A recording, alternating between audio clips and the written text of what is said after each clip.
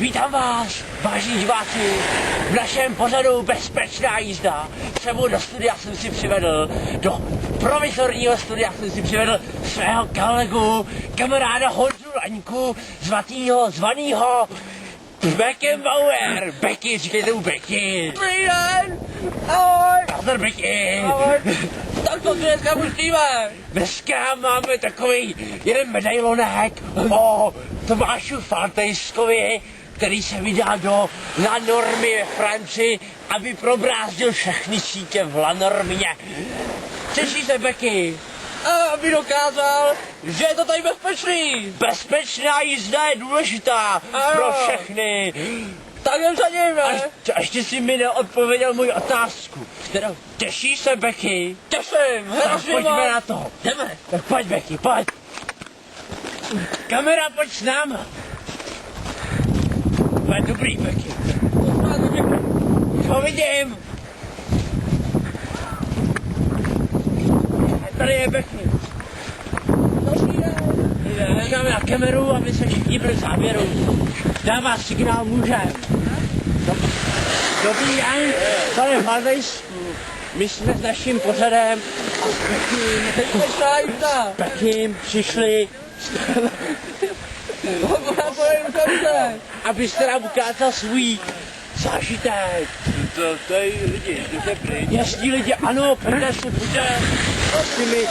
To je v provizorním studiu. Provizorní. Opakujeme provizorní studium, byť Becky. To byl adrenalinový zážitek.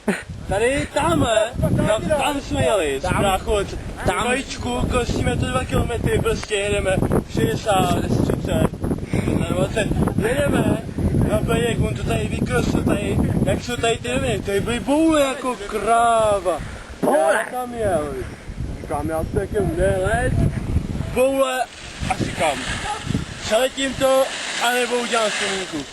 Nastavil jsem to tam žádný rány, protože jsem musel zkusit, že sítě jsou bezpečné. Opravdu? Pojďte se přesvědčit s náma. Pojďme se na to podívat. Ty sítě jsou opravdu bezpečné. Pojďte Becky. Kamera. Toč to. Tady se letěl, Tady přesně. tady odsaď. A tam jsou 2 díry a ty sítě to vydrží. 2 díry. Pojďme se přesvědčit. Jaký je tam strach? Opravdu, pane Faltejsku, vy jste opravdu je tady díra. Becky, ukaž druhou díru. Pro život. Já ji nevidím, tady je. Těch lyžařů obětují svůj vlastní život. Je to Já jsem mi to nebo ten sloup opravdu narovnali. Oni.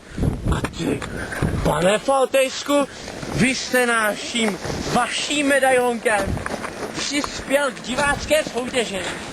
Hrajeme o 10 lyží. Tomáše Faltejska. A otázka zní, kde se Tomáš Faltejsek, Tomáši Faltejskovi zachránili sítě život? Becky, řekni za A, možná. Za A, v La Normě. Za B, La Hypernova. A teď za C, ne? La Plus. Já to řeknu za něj. Ta, jak se to tam jmenuje? La Lidl. Hlasujte a vyhrajte. A tam je ta paní, tak Prachy, to tam, paní, my děláme bezpečné sítí. Proto Ano. jsem tam skočil. Paní, pojďte si to vyzkoušet. Je to dobrý zážitek. My vás pozveme do příštího dílu. Je. Yes. There you go.